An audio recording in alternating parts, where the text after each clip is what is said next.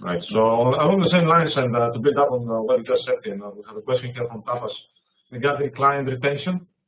So in order to improve client retention and increase utilization aspects of the subscribers, how can companies go around doing that for intangible products to increase the utilization aspects? Well, so when you move to this type of model, one of the things that becomes really, really obvious is churn and retention are big drivers of this model. And so it's simple math that you can do. And if you build a model out and you assume 5% churn versus 15% churn, right, the model swings as to how profitable you are and how fast you can grow. And so there are differences, obviously, with B2C and B2B in terms of churn characteristics. So when we did a study that showed 9x increase, we're actually also looked at churn characteristics.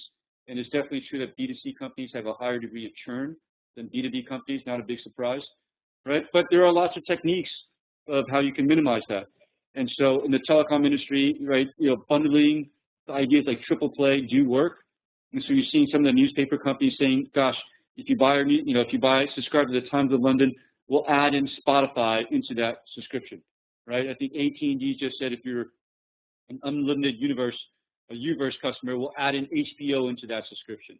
And so that's a tried and true technique of saying, gosh, if I can do more with you in a single bundle, right, your ability to churn off a single, that bundle becomes harder because there's some element of the things that you will use, right? Payments become really important.